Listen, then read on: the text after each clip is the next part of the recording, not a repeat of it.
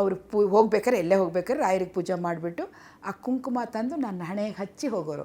ಒಂದೊಂದು ದಿವಸ ಏನಾರು ಜಗಳ ಮಾಡ್ಕೊಂಡು ದುಡ್ಡು ಕೊಟ್ಟಿಲ್ಲ ಅದು ಏನಾರು ಮಾಡಿರ್ತಾರೆ ಅಥವಾ ಯಾರಿಗಾರ ಕದ್ದು ಮುಚ್ಚಿ ದುಡ್ಡು ಕೊಟ್ಟಾರಂತ ನಂಗೆ ಗೊತ್ತಾ ಸ್ವಲ್ಪ ಸಿಟ್ಟು ಮಾಡ್ಕೊಂಡಿದ್ರೆ ನಾನು ಹಿಂದೆನೇ ಬೆಕ್ಕು ಓಡಾಡ್ದಂಗೆ ಓಡಾಡಿ ಮಾಲ್ತಿ ನಿಂತ್ಕೋ ಈ ಕುಂಕುಮ ಹಚ್ಚಿ ಹೋಗ್ತೀನಿ, ನೀನು ನನ್ನಲ್ಲಿ ಕುಂಕುಮ ಇದ್ದರೆ ನಾ ಸತ್ತಗಾಲಕ್ಕೂ ನೀ ಕುಂಕುಮ ತೆಗಿಬಾರ್ದು ಅಂತ ಹೇಳಿ ಹೋಗೋರು.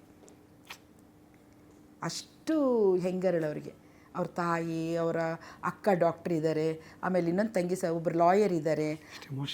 ಬಹಳ ಪ್ರೀತಿ ಮಾಡ್ತಿದ್ರು. ಅಂದರೆ ಚಿಕ್ಕ ವಯಸ್ಸಿನಲ್ಲಿ ಹೋಗ್ಬಿಟ್ರಲ್ಲ, ಈಗ ಮಕ್ಕಳು ಬೆಳೆದ್ರು. ಆಮೇಲೆ ನನಗೆ ಅಪ್ಪ ಅಪ್ಪ ಐ ಲವ್ ಯು ಪ ಅಂತ ಹಾಡು ಬಂದಾಗ ತುಂಬ ನೋವಾಗತ್ತೆ. ಮಕ್ಕಳು ಏನಾಗ್ತಾರೆ ಅಂತ ಅವ್ರು ನೋಡಲೇ ಇಲ್ಲ. ಮಕ್ಕಳ ಭವಿಷ್ಯನ ಅವ್ರು ಯೋಚನೆಯೇ ಮಾಡಿದ್ದಿಲ್ಲ. ಏನೋ ಮುದ್ದಾಗಿದ್ದಾರೆ, ಸಣ್ಣವರು ಚೆನ್ನಾಗಿದ್ದಾರೆ ಅಷ್ಟೇ. ಈಗ ನಾನು ನೋಡಬೇಕು ಅಂದರೆ ನಂಗೆ ಇಷ್ಟ ಆಗಲ್ಲ.